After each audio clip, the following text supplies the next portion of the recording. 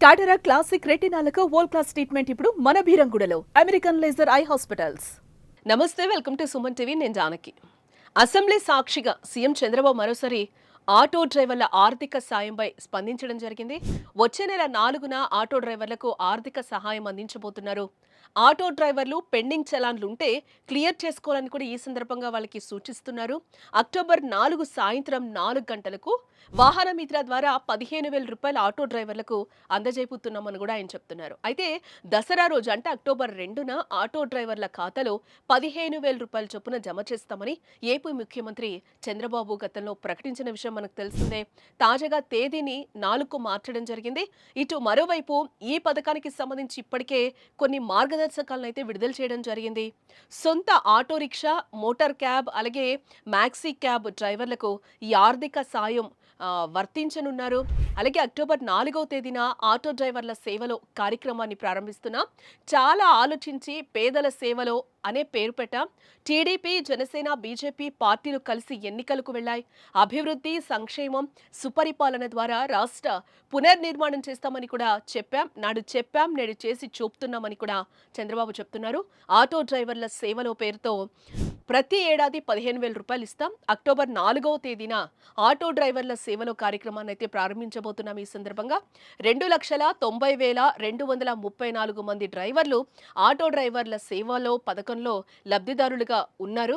ఏదైనా కారణాల వల్లనైనా ఎవరైనా లబ్ధిదారుల జాబితాలో పేరు లేకపోతే వారి సమస్యలను పరిష్కరించి వారిని లబ్ధిదారుల జాబితాలో చేరుస్తామని కూడా చెప్తున్నారు అధికారులు. ఆటో, క్యాబ్ డ్రైవర్లకు ఆటో డ్రైవర్ల స్కీమ్ను వర్తింపచేస్తున్నాం. ఈ పథకానికి 435 కోట్లు ఖర్చు చేస్తున్నాం. గత ప్రభుత్వం 12,000 మాత్రమే ఇచ్చేది, మేం 15,000 రూపాయలు ఇస్తున్నామని కూడా ఈ సందర్భంగా సీఎం చంద్రబాబు అసెంబ్లీలో చెప్పడం కూడా జరిగింది. ఈ నేపథ్యంలో కొన్ని మార్గదర్శకాలను కూడా రిలీజ్ చేశారు. ఎలాంటి వాళ్లకు ఈ పథకం వర్తిస్తుంది అనేది కూడా క్లియర్గా కొన్ని మార్గదర్శకాలు ఏవైతే ఉన్నాయో అవన్నీ కూడా అధికారులు రిలీజ్ చేయడం జరిగింది. అవన్నీ ఒకసారి మీకు అందరికీ కూడా చెప్పే ప్రయత్నం చేస్తాను. ఈ మార్గదర్శకాలను అనుసరించి కూడా ఈ పథకాన్ని అమలు చేసుకోవచ్చు అని కూడా క్లియర్గా చెప్తున్నారు. ఆ మార్గదర్శకాలు ఏంటో ఒకసారి మనం చూసే ప్రయత్నం చేద్దాం.